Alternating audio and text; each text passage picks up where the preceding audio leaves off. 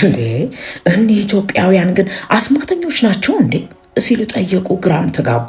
የሰሜን ኮሪያ ወታደሮች ናቸው። ከዛሬ 75 ዓመታት በፊት አዎ የሰሜን ኮሪያ መንግስት ደቡብ ኮሪያን ወረረ። በዚህም ምክንያት የተባበሩት መንግስታት የተባበረ የጦር ኃይላቸውን ከ15 ሀገራቶች አውጣተው ላኩ። ከነዛ 15 ሀገራት ውስጥ ብቸኛዋ መንግስት ያላትና ነፃ የአፍሪካ ሀገር ደግሞ ኢትዮጵያ ብቻ ነበረች።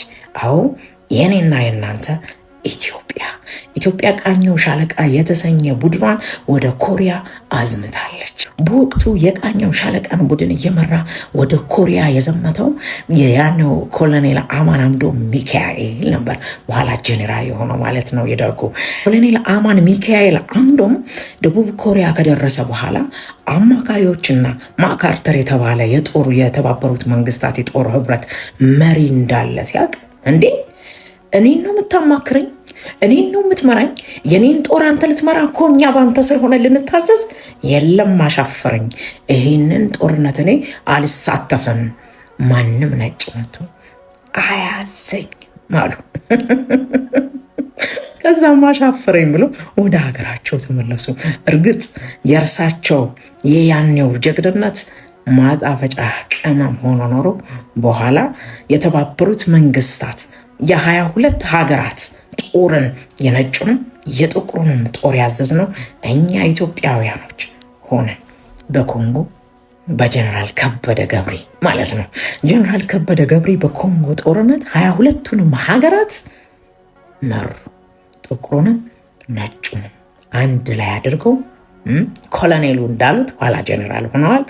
ጀነራሉ እንዳሉት እርሳቸው ለመምራት በቁ።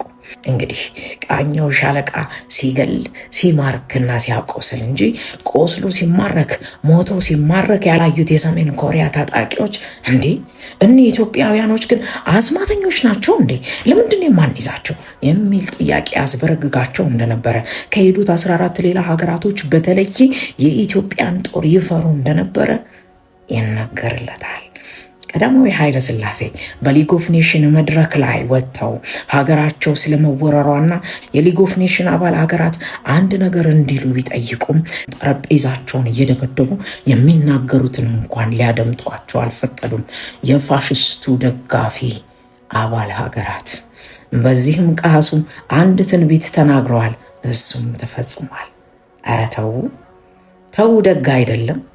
አሁን ይሄ በእናንተስ ሀገር ላይ ቢፈጸም ያቀባብራልን ብለው ነበር። ተፈጽሞ ታይቷል። አዎ ለዚህም ነው ኢትዮጵያ በንጉሷ የተናገረችውን ቃል የፈጸመችው። አዎ ሰሜን ኮሪያ ተይ ብትባል አልሰማም ብላለች እና ጦራችንን እናዘምታለን አሉ። ወደ 6038 የሚደርሱ ወታደሮቻችንን ልከናል። ለ3 ዓመታት በዘለቀው ጦርነት ወደ 6038 ወታደሮቻችንን ወደ ኮሪያ አዝምተናል። ሞተን እንጂ ተማርከን አንመለስም ያለው የቃኘው ሻለቃ ቡድን ይህንን ቃሉን ተግብሮታል።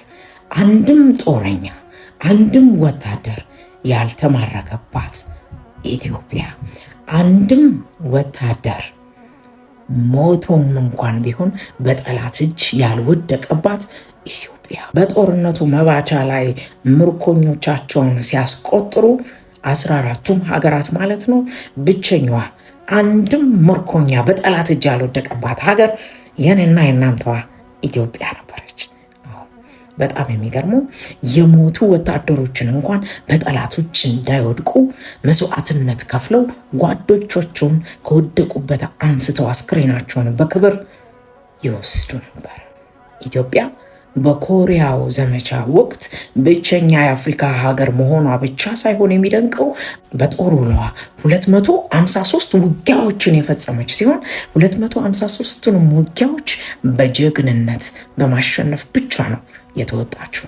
ለሌሎቹ ወታደሮች ለዓመታት ሲታገሉ እምቢ ያሏቸውን ተራራዎች ሁሉ በጣት በሚቆጠሩ ቀናቶች ውስጥ እያስለቀቁና እየደመሰሱ የሰሜን ኮሪያን ወታደር ድል የነሱ የኢትዮጵያ ወታደሮች ነበሩ።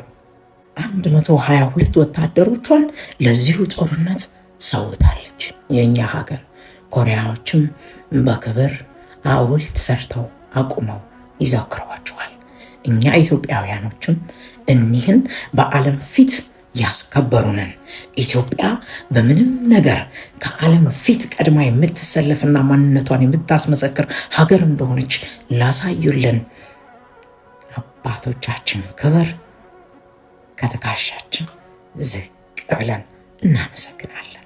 ይሄ ለአንድ ሀገር የተከፈለ መስዋዕትነት አይደለም።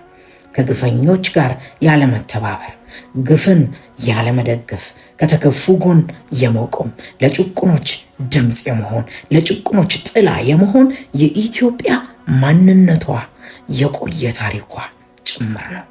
በዚህም በጀብዱም ይሁን በስራ ኢትዮጵያ ከአድዋ ጀምራ ያስመሰከረቻቸው ድርጊቶች በሙሉ ለዓለም ሕዝብ ለዓለም መንግስታት አጀብ የሚያሰኝ ሞላዋ ነው። እኛን ሀገር ወታደሮች ስነልቦና፣ አባቶቻችን ማንነት፣ አልገዛም ባይነት፣ ወራሪዎችን ፋሽስቶችን እንዴት ይጠየፉ እንደነበረ፣ ለነፃነት የሚከፈለው ዋጋ ምን ያህል ያውቁ እንደነበረ ማየት ትችላላችሁ በዚህ